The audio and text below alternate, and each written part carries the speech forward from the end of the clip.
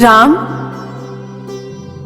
राम, माँ, मुझे कुछ समझ नहीं आ रहा है, इतना विलंब क्यों हो रहा है और राज तिलक जैसा महत्वपूर्ण संस्कार स्थगित करना पड़ा। शीघ्र करो पुत्र, ताकि मैं पुनः शुभ मुहूर्त निकालकर तुम्हें अयोध्या का नरेश बनते देख सकूं।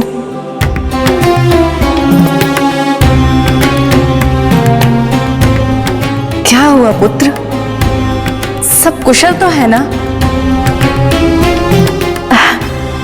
अच्छा चलो बैठो और मुझे बताओ कि छोटी माँ ने महाराज को क्यों बुलाया, फिर तुम्हें भी बुला लिया। राम, अवश्य ही कोई चिंता का विषय है, अन्यथा राज तिलक जैसा संस्कार स्थगित नहीं करना पड़ता। राम चलो ना, बैठो और मुझे बताओ क्या हुआ है, ऐसे क्यों कर रहे हो? अच्छा, तो अब राज सिंहासन पर बैठना है मेरे लाल को, विशेष आसन लाना होगा, है ना? नहीं माँ, अब ये आसन मेरे लिए वर्जित है। अब मेरे लिए कुशा के आसन पर बैठने का समय आ गया है। आज से कुशा का आसन ही मेरे लिए राज सिंहासन होगा माँ। राम, ऐसे समय में परिहास करना उचित नहीं है। ये परिहास नहीं है माँ, सत्य है। मुझे वनवास हेतु जाना होगा।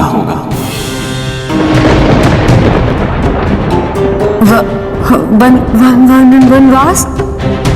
ये तुम क्या कह रहे हो पुत्र? अयोध्या का सिंहासन तुम्हारी प्रतीक्षा कर रहा है और तुम यहाँ वनगमन की वार्ता कर रहे हो। चलो यहाँ से, चलो चल। माता कैकेयी और पिताश्री के आदेशानुसार मुझे 14 वर्षों तक वन में रहते हुए एक वनवासी की भांति जीवन व्यतीत करना होगा।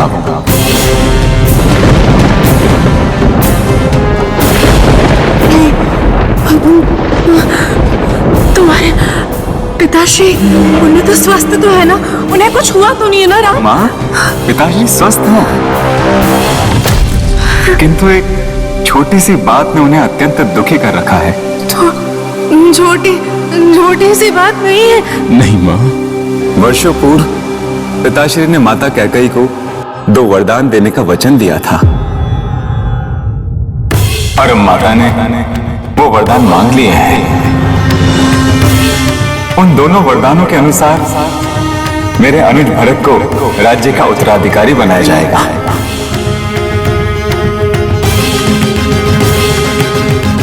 और 14 वर्षों के लिए मुझे वन में वास करना होगा माँ। वनवास?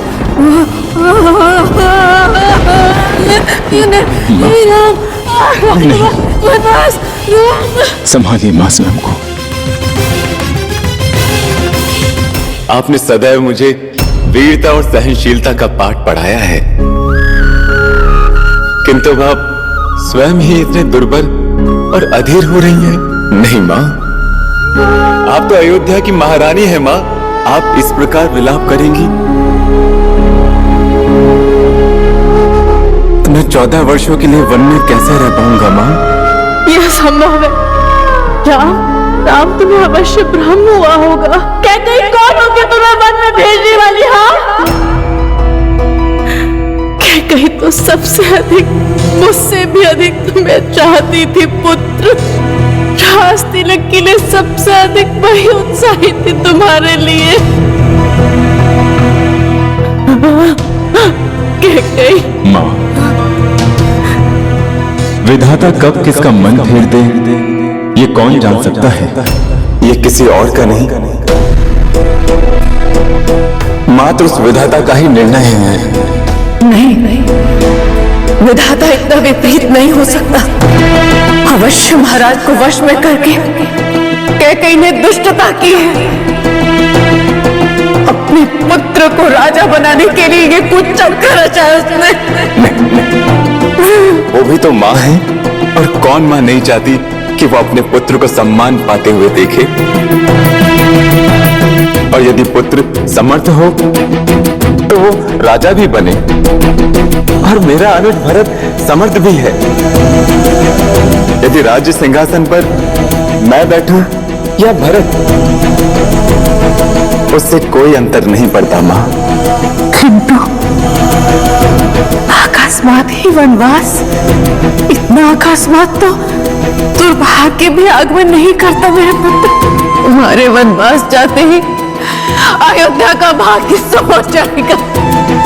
इस वैभव से भरे रंगनिवास में, इस राजभवन में स्थित अश्रु की वर्षा होगी। मैं ऐसा नहीं होने दूंगी। मैं तुम्हारे पिताश्री से बात करूंगी। आप पिताश्री से इस विषय पर कुछ भी चर्चा नहीं करेंगे।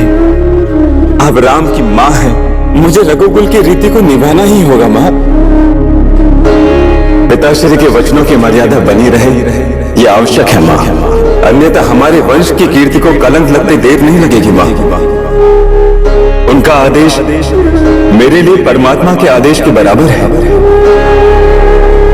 इसी में सूर्य वंश का गौरव है माँ, रघुकुल की मर्यादा है इसमें। ठीक है राम, अगर महाराज का ये निर्णय अटल है तो मैं भी ये गृह और ये राज छोड़कर तुम्हारे साथ वन में जाऊंगी। नहीं माँ, स्त्री के लिए संतान से प्रथम स्वामी का स्थान होता है। आर्य संस्कृति के अनुसार यही नारी का धर्म है। मैं महाराज से और माता कैकेयी से इस विषय पे चर्चा करके इसको समाधान निकालती हूँ। पुत्र, तुम कहीं नहीं जाओगे मेरे पुत्र। मैं समाधान निकालती हूँ, मैं समाधान निकालती हूँ।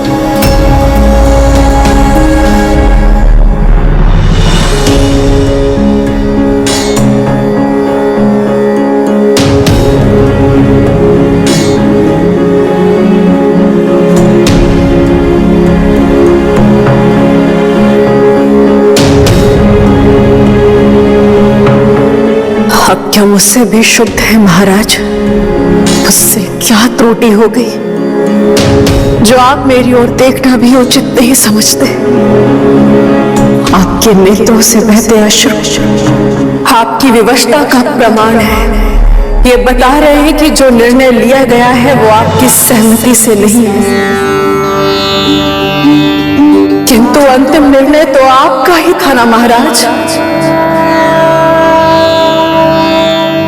इसलिए जिसके साथ अन्याय हुआ है उस राम की मां को पूछने का अधिकार तो है कि आखिर ये निर्णय क्यों लिया गया, जिसकी आस से पूरा राज परिवार झुलस कर रह जाएगा।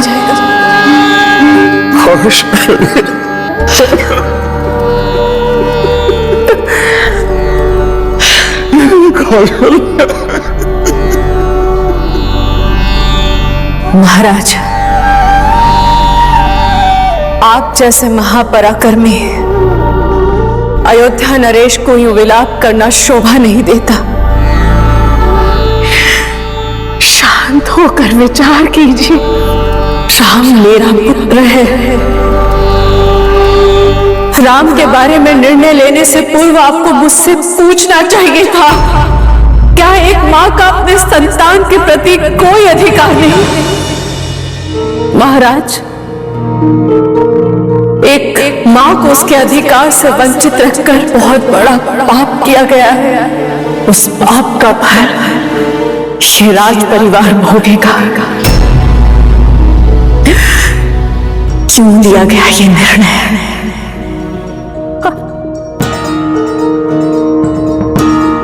आपके पास तो उत्तर नहीं है, किंतु मैं अपने पुत्र के साथ हो रहे अन्याय को नहीं सहन करूंगी। महाराज, ऐसी क्या विवशता थी जो आपने अपने प्राणों से भी प्रिय पुत्र को विष का प्याला थमा दिया? बताइए ना महाराज, आपके जैसा धीर, गंभीर और साहसी पिता अपने ही पुत्र के साथ इतना निर्मोही कैसे हो गया? किस कारण से? किसने आपको इतना विवश कर दिया महाराज? महारानी, मुझे विवश किया मेरे स्वयं के दिए गए वचनों ने। वचन से बंधे एक पिता की विवशता है ये भारत। यदि मैंने कैकेयी को दिया गया अपना वचन नहीं निभाया तो हमारे हमारे यशस्वी रघुवंश की कीर्ति सदा के लिए कलंकित हो जाएगी। ये सत्य है महारानी कि आज से बहुत समय पहले देवासुर संग्राम में मैंने कैकेयी को 2 वरदान देने का वचन दिया। आज आपके इस पुरुषार्थ से प्रसन्न हैं। हम आपको 2 वर देने को इच्छुक हैं। आप दोनों वरदान हमारी धरोहर समझकर अपने पास संभाल कर रखिए। ऐसा हुआ कि हमें कुछ चाहिए हो तो हम आपसे मांग लेंगे। क्योंकि उसने मेरे प्राण बचाए थे। प्राण बचाए थे तो आपके जीवन के सबसे हर्ष वाले दिन ही इतनी निर्ममता ऐसा कुठाराघात क्यों किया उसने, जिसके प्रहार से पूरा राज परिवार प्राण शून्य हो गया। बताइए ना महाराज। वचन आपने दिया था, फिर आपके वचन की वेदी पर मेरे पुत्र का बलिदान क्यों? क्या अपराध हो गया था मेरे पुत्र से जो कैकेयी ने उसके मन में कांटे बिछा दिए? क्या ये न्याय संगत है महाराज? जानता हूं कौशल्या, मैं सब जानता हूं। मुझसे अधिक प्रिय रामचंद्र को और कौन जानता है? मैं जानता हूं वो निष्पाप तो अपने माता पिता ही क्या, जाने अनजाने में भी किसी अन्य के प्रति कोई कार्य ऐसा कर ही नहीं सकता जो उस पर तनिक भी कोई दोष लगे। फिर क्यों महाराज, क्यों मेरे निर्दोष पुत्र को इतना बड़ा दंड दिया गया? कैकेयी ने वरदान मांगा और आपने दे दिया। एक बार भी नहीं सोचा कि इससे क्या अनर्थ होगा? क्या विचार करता मैं महारानी? क्या स्वप्न में भी कल्पना कर सकता था मैं कि कैकेयी इस प्रकार का वचन मांगेगी अपने रामचंद्र के लिए? मेरी समझ में तो अभी तक नहीं आया है कि कैकेयी का चित्त इतना दूषित कैसे हो गया, उसका हृदय इतना परिवर्तन कैसे हो गया। इस राजभवन में ऐसा क्या हो गया कि उसने अपने सबसे प्रिय रामचंद्र के लिए ही इस प्रकार का वरदान मांग लिया। स्त्री के मन में क्या विचार चल रहा है उसके खा पाना बहुत कठिन है महाराज।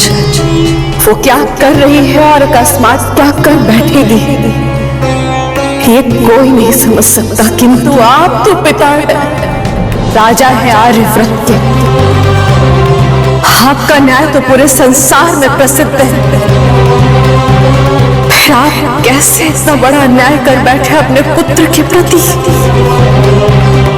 ये कोई नहीं सोच सकता, न समझ सकता है महाराज। कौशल्या, मैं अपने वचनों में बंधा विवश हूं और ये दंड मैंने रामचंद्र को नहीं दिया, दंड दिया है मैंने स्वयं को। हाँ महाराज, क्योंकि मैं तो भली बात ही जानता हूं कि रामचंद्र में मेरे प्राण बसते हैं। रामचंद्र के यहां से जाते ही मेरे प्राण भी निकल जाएंगे, किंतु तब भी मैं अपने वचन से बधा ये करने पर विवश हूं। जानती है आप क्यों? क्योंकि उसने मेरे रामचंद्र की सौगंध दे दी थी। रामचंद्र की सौगंध दे दी थी। कैकेयी देखो, सौगंध, वचन, ये बड़ी बड़ी बातें माँ को नहीं समझ आती महाराज। माँ तो केवल दुलार जानती है, प्रेम करना जानती है। और फिर कैकेयी भी तो माँ है, उसके मन में भी तो राम के प्रति प्रेम उमड़ता ही रहता था। मुझसे अधिक तो वो राम से दुलार करती थी महाराज। ये प्रेम का सागर कैसे सूख गया? दुलार के सुगंधित पुष्पों को कैसे कुचलकर आपको उसने ऐसी सुगंध दिला दी? हमारे तो कुछ समझ में नहीं आया है महारानी, कुछ समझ में नहीं आया अभी तक। कदाचित आपने ठीक ही कहा कि स्त्री के चित्त को कोई नहीं समझ सकता। कदाचित विधाता ने स्वयं उसके हृदय को परिवर्तित कर दिया होगा कौशल्या। शास्त्रों में भी तो राजा को विधाता का रूप माना गया है ना महाराज। एक पति के लिए अपनी पत्नी को दिया गया वचन बंधनकारी हो सकता है, किंतु एक राजा पर कोई बंधन नहीं होता। वो अपना वचन तोड़ सकता है, नियम मोड़ सकता है, वो जो इच्छा वो कर सकता है। ये वचन तो एक निर्दोष के प्रति घोर अन्याय से भरा हुआ था महाराज।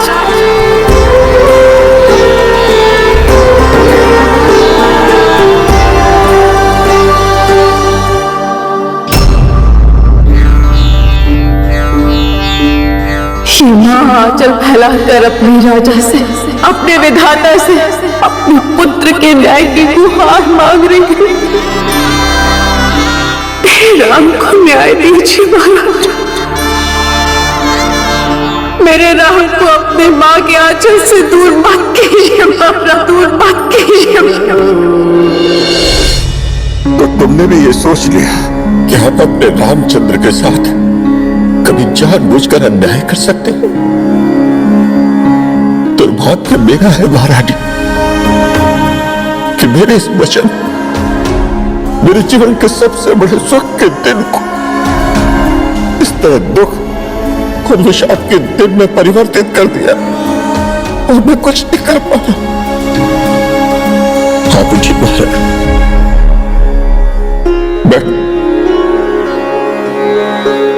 कौशल्या, आज के उपरांत संसार में कोई भी किसी को वचन देने से पहले सहस्त्रों बार सोचेगा। मुझे प्रतीत होता है जैसे निर्मम काल साक्षात मेरे समक्ष वचनों की बेड़ी के रूप में प्रकट हो गया है कौशल्या। और देखिए कितना भागा नहीं है रघुवंशी दशरथ, जो स्वयं अपने प्राणों को बात अपने शरीर से निकलने की आज्ञा दे रहा है। मैं आपकी दुविधा समझ रही हूँ महाराज, किंतु कोई तो उपाय होगा जिससे इस वचन को पलटा जा सके, इसकी कठोरता को कम किया जा सके। महाराज, इस आयु में 14 वर्ष के वनवास का अर्थ है कि अपने जीवन के सबसे सुंदर समय को कांटों और कठिनाइयों की आग में झुलस देना। इतने वर्षों के वनवास के बाद कौन जीवित रहेगा, किसे काल निगल लेगा, ये कोई नहीं जानता महाराज।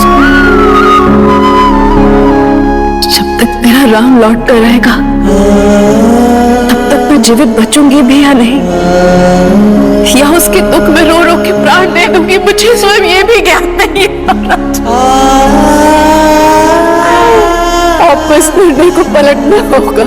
कौशल्या, यदि मेरे बस में होता तो मैं कब कहीं निर्णय पलट चुका होता, किंतु क्या करूं मैं कौशल्या? इस वचन ने मेरे जिह्वा को रोक रखा है, मेरे हाथ बांध दिए हैं महारानी, मैं जाकर भी कुछ कर नहीं पा रहा हूं। इस संसार में यदि इस निर्णय को कोई पलट सकता है वो है कैकेयी। महारानी कौशल्या, वो चाहे तो इस निर्णय को निर्मूल कर सकती है, वो चाहे तो इसकी अवधि या कठोरता कम कर सकती है, और मुझे अपने वचन से मुक्त कर सकती है। किंतु कौशल्या वो कहेंगी नहीं। मैं जानता हूं, मैंने उस कठोर हृदय की आंखों में देखा है कौशल्या। हाँ, जाने किस लोभ ने, किस मोह ने उसकी तो मति ही फिरा दी है। वो ऐसा कुछ नहीं करेगी। मुझे क्षमा कर दीजिएगा, मुझे क्षमा कर दीजिएगा, मैं कुछ न कर सका, मुझे क्षमा कर दीजिए, क्षमा कर दीजिए।